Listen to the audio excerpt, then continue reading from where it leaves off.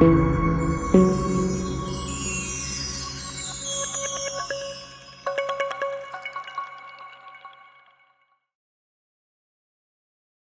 guys, I've had a lot of people ask me, how do you adjust these coilovers? These are the Silver's Neomax adjustable coilovers for the R230 SL500, in this case 2004, but we're talking about 2002 up to 2011, or maybe 13, I don't know. I think 2011. Let me do the math here. Let me see. Yeah, I think 2011. Okay, anyways, so you know what I'm talking about, the R230. So when you install these coilovers, now these are the front adjustable coilovers, the Silver's Neomax. So I adjust them before I install them. When I first used to install these onto the SLs, I would get them into the ballpark, and then I would do the final adjustments once I install them. It was all trial and error. And then they changed the overall length of these struts, because initially they were too short. The threaded body did not have enough thread where it felt safe. Although it was safe, they decided to lengthen the lower half of the body so that you can get more thread in at the proper height. So my recommended earlier videos were different. I used to say 2 inches, then 1.5 inches, then 1 inch. Well, 1 inch is the answer all the way around, the rear and the front. Before installation, I increased the length out the box. Out the box is not the proper length. You do have to adjust these before installation. I do a final adjustment and then I install it. At this height or at this measurement, I seldom have to make any more adjustments after installation. But I do know that many have installed these or had shops install them and had to go back in and make adjustments. So I will show you how to adjust it after it's installed. But trust me on this measurement. With the current length of the current SL R230 Silver's Neomax coilovers, 1 inch all the way around is the proper height adjustment. What is this 1 inch that I'm referring to? I lengthen the total length of the coilover when I remove it out the box. I extend this lower half all the way until the threading of this inner body disappears in this hole. Once the threads disappear, I stop and I decrease the length by 1 inch. I measure from the top of here of this body, the dark gray. I measure 1 inch, which just say is approximately here. I put a piece of tape right there, measuring 1 inch. Of course, with this collar out of the way, this locking collar is up here somewhere. I move it out the way, of course. I decrease the length of this 1 inch up into that line where that tape is at. Then I lower down the locking collar and I lock it in place. The preload is set tight, but not tight enough. I increase this.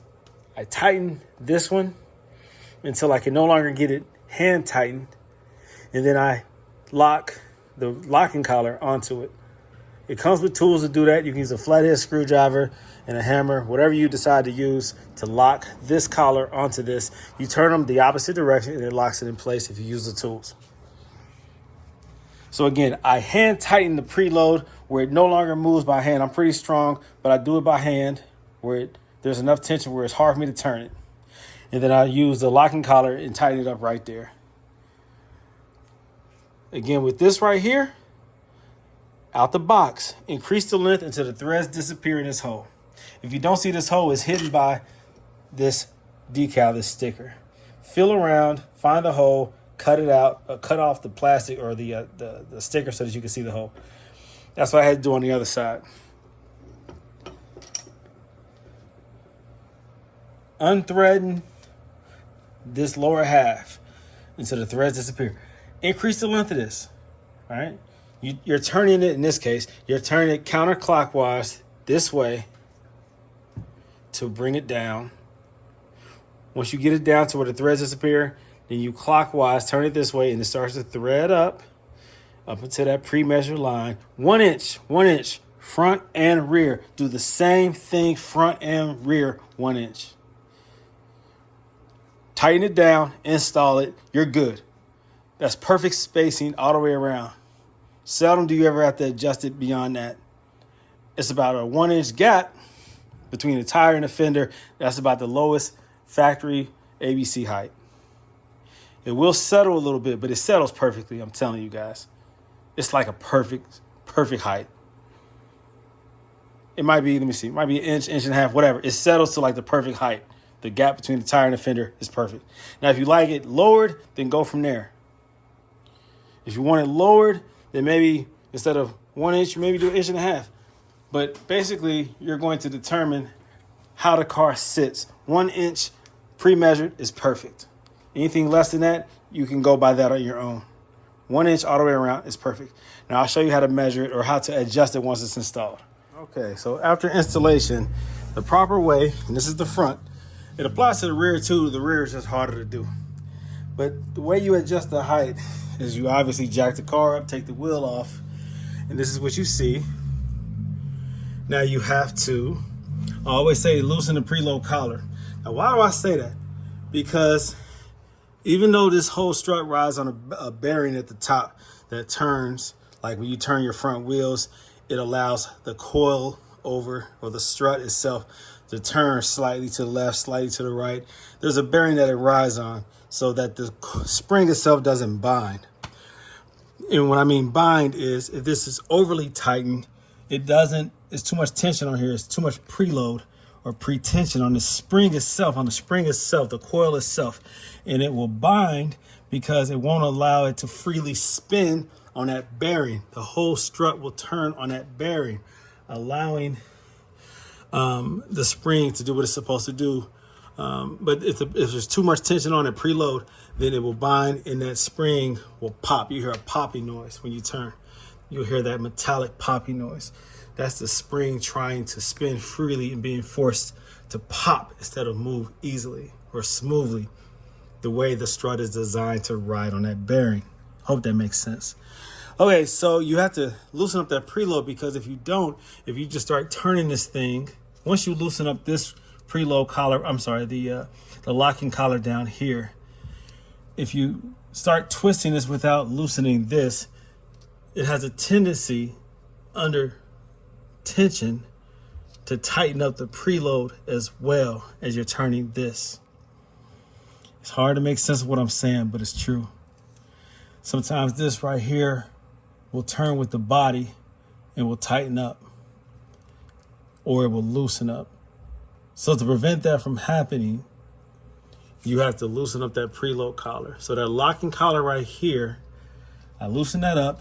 I loosen up the preload so that the spring is loose, so that the coil itself is loose enough to rattle and move around.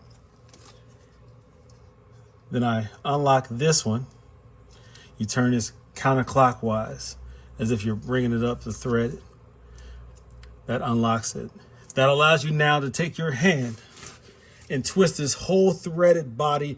And that, if you turn it counterclockwise this way, then that increases the length of the strut. If you turn it this way clockwise, then that tightens it down or decreases the length of the strut, which will lower the vehicle. So if you increase the length of the strut, it raises the car.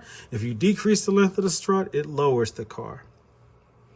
Then in reverse fashion, once you get to the desired height, then you tighten the locking collar first, and then you tighten the preload.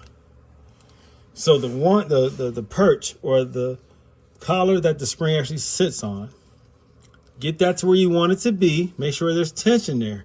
Turn it by hand until you can't turn it by your hand anymore, and do one good turn. And then you tighten this locking collar up underneath it. So you should not have any loose rattling of that spring. It should be tight. There should be load on it. Not too much though. You don't want spring binding. You want this coilover to continue to turn freely on that bearing so it doesn't bind. What am I talking about? Let me show you. Well, I can do it by hand. But I can't do it by hand. So when you turn, there is tension on this coilover. It allows it to turn slightly to the left, slightly to the right. The bearing allows it to do that. It's just what it is. It's just steering geometry. It's what it is. The coilover needs to turn a little bit. It needs to twist a little bit. Too much preload, the spring will pop. If you hear a popping noise, you have too much preload. If you hear rattling when you lift the car up, there's not enough tension. Just trust me. Lock everything back and you're good. Again, loosen the preload, make your adjustments. Okay, loosen the preload, loosen this locking collar, make your adjustments, tighten up this locking collar clockwise to lock it back down, and then do your collar up here, your preload, and use the locking collar to lock the perch in place. And that's how you make your adjustments. You take the wheel off, you raise the car, take the wheel off, get access to it. The front is very easy. It's all right there. The back is not so easy. I'll show you. It's the same thing with the rear regarding how you adjust them before you install them. The rear is more critical because it's hard to get access to the rear. There's less space, less room for you to go in there, especially with the tools that they supply. You can't really go in there with those tools. I mean, it's very difficult. You don't have the leverage, you don't have the space. So it's very important that you preset these before installation. So out the box, they come just like this. This is the fresh out the box length. Of course, you're going to adjust that. You can see right there the thread. That, of course, is not the correct overall length. If you look at the preload, you can turn it by hand. It's kind of hard to do with me holding this phone. Let me see if I can show you. Hold on. See how strong I am with one hand. Hold on. Okay, you see I can turn it, and the only thing I have supporting it is my knee. Oh. So that's telling you right there that that is not tight as it should be, right? Okay. What I would do is I will tighten this by hand until I can no longer tighten it, and then I will use the locking collar. All right. So tighten it by hand. I'm pretty strong, like I said, and then go ahead and lock it. Now this right here, the bottom half, loosen that collar and extend it. I turn it upside down like this, or I hold it, because I'm doing it with just one hand. And I'm going to extend it until that thread disappears in the hole.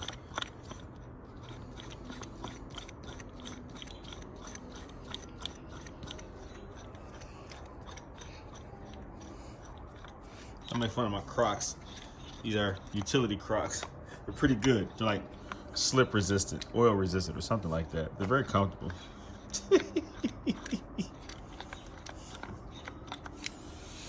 Oh, shoot, this is hard one. Hand, my knees. Hold on. Almost there. It's a lot of thread. And I'm gonna do the same thing, guys. I'm gonna go until the threads disappear. One hand takes forever.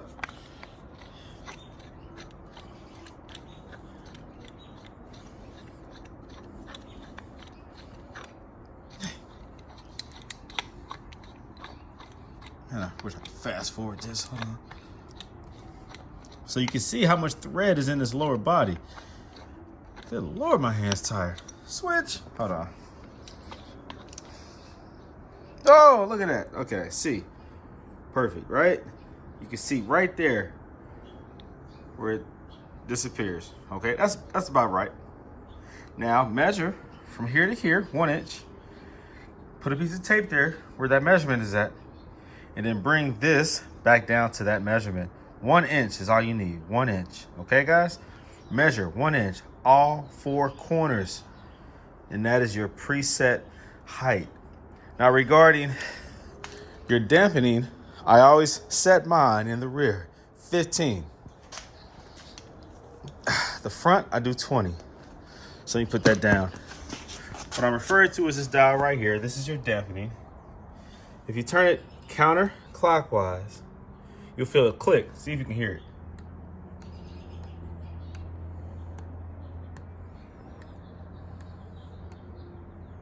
Okay? You go slowly. Don't turn it real fast.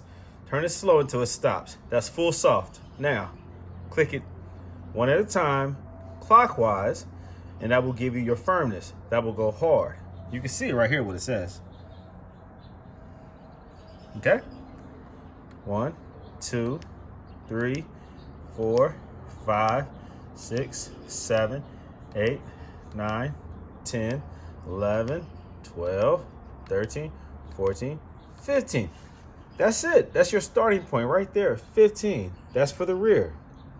Do the same thing here. It probably starts off at like 7. 1, 2, 3, 4, 5, 6, 7, 8, 9, 10, 11, 12, 13. Okay, so it was preset at 13. You don't want to start it at whatever Silver's Neomax preset it at. You need to start it at 15. So all the way soft, which is full counterclockwise, and then start clicking one at a time. 1, 2, 3, 4, 5, 6, 7, 8, 9, 10, 11, 12, 13, 14, 15. Boom. Now do the same thing with that one. Adjust that with full length where the threads disappear, then bring it down 1 inch. So I still have to bring it down 1 inch. I still have to grab my measuring tape. I measure 1 inch from here to here. Make sure I didn't twist it too much. Make sure the threads are right. Right, as soon as the threads disappear. All right, you can see the top of the threaded body just a little bit, that little chrome that you see in there. All right, bring it down 1 inch. Do the same thing here. Extend it and bring it down 1 inch. Put the locking cut on there and you're good to go. The preload, make sure that you can no longer turn it by hand and then lock it, okay? I usually will say, tighten it up by hand and then 1 complete turn and then lock it. And that's perfect, okay? It's not difficult, guys. When you install it, it's much harder to make the adjustments. After installation, I use a long flathead screwdriver and a hammer to loosen the preload. And then I twist, well, I also loosen the locking collar at the bottom. And then I have to twist it with my hand. And it's, if you have arthritis, forget about it. I mean, it's hard to do, but you gotta get a good grip. Sometimes I will put gloves on. If the car's been driven for a while and it has a buildup of dirt and dust or whatever, just road grime, whatever, then it makes it more difficult because it's just whatever. It makes it more difficult to adjust it. So you put gloves on to get a good grip on that threaded body in order to twist it. But when it's brand new and fresh, they're easy to twist, but you still don't have the leverage or the room inside that rear wheel well to get in there. It's harder to do. It's not impossible. It's harder, okay? The front is very easy. The rear is a little more difficult. I'll show you what I'm talking about. Hold on. Oh yeah, real quick, I forgot to tell you that when you preset these before installation, leave this one a little loose. Don't over tighten it yet. Matter of fact, don't even tighten it down yet, but just know the overall length. And the reason why I say that is because when you install these, you will have to twist a little bit to line up those holes at the top. And it's much easier to do if you leave this lower locking collar loose so that you can still twist the body just to line up the holes and then tighten that. That's okay. This preload though, make sure you tighten up, because once it's installed, you'll have a difficult time reaching up in there and getting access to that locking collar to be able to lock it. So again, tighten it by hand until it's hard to tighten, and then 1 more turn, and then that will be your preload. Just trust me. And then lock that. This one, have it measured, all right, preset. Just don't crank it down all the way yet. Leave it so that you can twist the body when you install it, and then tighten this one down. You have plenty of access to this lower locking collar, but not that one. Okay, so here goes the rear coilover installed, the Silver's Neomax installed. So the process, you can see right here how difficult it is to get access to it. Let me move this tire out the way. Look at the difficulty. Let me sit back. All right, and let's zoom in. Look at your access. It's way up there. The locking collar for the preload is way up there. The only way to get access to that is running a flathead screwdriver, a long one, up there with a hammer and tapping it loose, and increasing the length or decreasing the length. So again, that's the process. If you need to adjust the rear, I always recommend loosening that preload collar first, then the locking collar down here. That allows you to grab the body. You see how hard it is. Now this is just with one hand. You're grabbing this body and you're going to twist it. I usually use my right hand for this side and get in there like that. It's very hard to do. It's just very tight, and the bigger you are, the harder it is. I'm a regular size man, so it's easier for me to get in there. I have smaller hands, but I don't know. I got mechanic hands, but they're small enough to be able to get into tight places.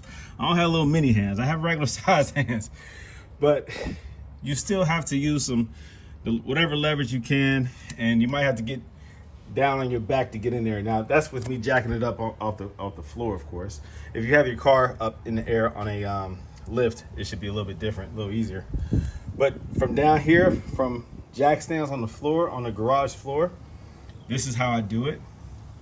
I jack the car up, remove the wheel, and if I need to make an adjustment, if I need to increase the length, I loosen the preload collar and then loosen the locking collar. Then you take the whole body and you twist it. You twist it this way to increase the length, right? It will pull threaded body out of the bottom. It will increase the length. If you want to shorten the length, you of course twist it this way. All right. Now that will be clockwise if I'm looking down, counterclockwise if you want to lengthen it, clockwise if you want to shorten it, decrease the height. Okay. And then when you are done making your adjustments, make sure that you go in reverse, you tighten the locking collar, and then you go up here and you tighten your preload. Make sure that preload is not over tight, but make sure it's not too loose. When you loosen it, you need to loosen it enough where the spring moves freely or rattles, and then you change your height down here. So the reason why, again, you loosen that preload is so that as you're increasing the length, you don't loosen it, and as you are decreasing the length, you're not over tightening the preload. It has a tendency to remain snug and turn as you're turning or increasing the length. Or decreasing length, it has a tendency to tighten up that preload. And so that becomes, it could be dangerous, not dangerous. So it could be dangerous, I guess, if you're over loosening it, because then it will cause damage to the bushing. But if you over tighten it, then you are losing the ability, you're preloading the spring too much, where first of all, it's not going to be even on both sides. But secondly, it's going to cause, I think, premature wear as well. And you'll lose some of the quality of the ride, and the car or the spring will not respond evenly all the way around. You want to make sure that all the way around your preload is the same. You don't want to have any corner with excess preload or not enough preload. All right, just trust me on that one. So that's how you do it. So I'm gonna go ahead and put this back on. We are even all the way around now. They are installed all the way around, and I just have to put this back on and lower it. But I want to make sure you guys saw exactly how you can adjust these Silver's Neomax coilovers. And I'm sure this process is similar to all adjustable coilovers, whether it be BC Racing or anyone else, Yellow Speed Racing. There's a couple more out there. Make sure that you adjust them that way. It will be similar to the Silver's Neomax. Maybe not the same when it comes to overall length, but I'm telling you, with the Silver's Neomax, 1 inch all the way around, preset them is perfect. Again, in the rear, keep that lower collar loose until you install it, then tighten it. That's easy to it's easy to access that bottom one. And just lock it, make sure it's locked. I use the flathead screwdriver and the hammer, like I said, to tighten it. The tools are cool in the front, cool in the back, only on the lower locking collar, but not on the top. You need something long, you need a hammer to tap it, to lock it.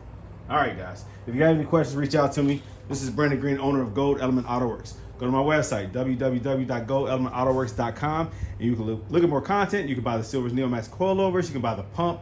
Anything you need to do this coilover suspension or conversion, I have it there on my website. All right, guys. Well, thanks for watching, as usual. And this is Brandon Green signing off. I'll talk to you guys soon. Oh, yeah. Check it out. This car came from Ontario, Canada. Yeah, man. All the way here to Cincinnati, Ohio. Yeah. I guess I do decent work. Take care. Peace out.